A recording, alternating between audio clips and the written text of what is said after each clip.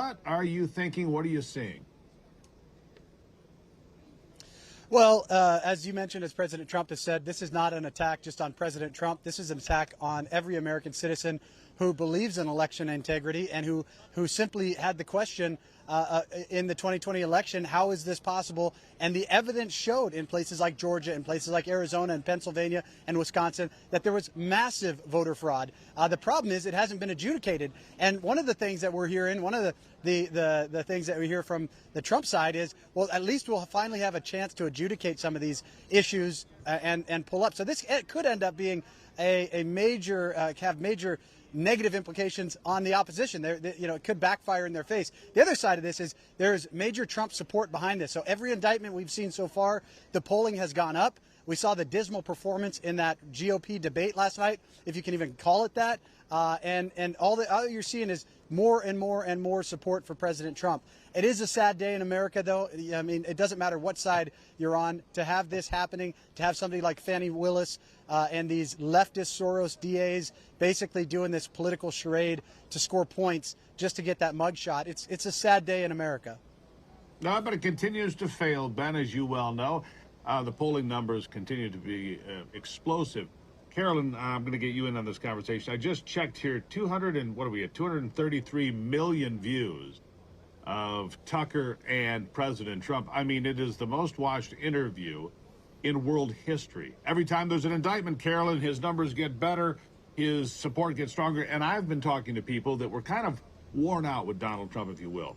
They're coming back. Democrats that voted for Joe Biden are coming across the aisle. These are people that I know. This is real world. This is happening in Michigan, where I am.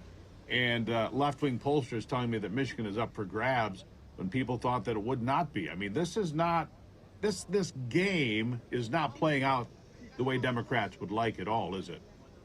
Well, it's not. And, when you talk about the folks in Fulton County and Metro Atlanta, here in Georgia, who take a look at what's happening, it's such a travesty of justice, because for 2.5 years, we've had to sit back and watch Fani Willis try to cook up these charges to fit the circumstances, to try to cook up these this RICO case against these 19 individuals, all the while turning her back on significant crime in Metro Atlanta. I can tell you, I've lived in Metro Atlanta, covered Fulton County for many years, and the crime is out of control. And just like in New York, we saw with Alvin Bragg, she's having to twist the law to kind of contort it to fit the circumstances here. And to Ben's point, Donald Trump had every right to question the outcome of the 2020 election. And look no further than the Democrats, who have done the same here in Georgia.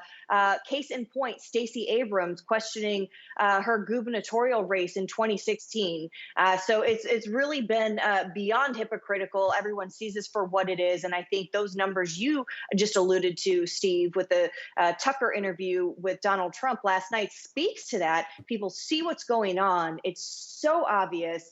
And that's why House Republicans are now opening an investigation into Fani Willis, as she received that letter today from Jim Jordan saying that he's opening an inquiry into her behavior. And we've now got state legislators here in Georgia who are also calling for a special session to look into the actions of Fani Willis. So this may end up backfiring spectacularly.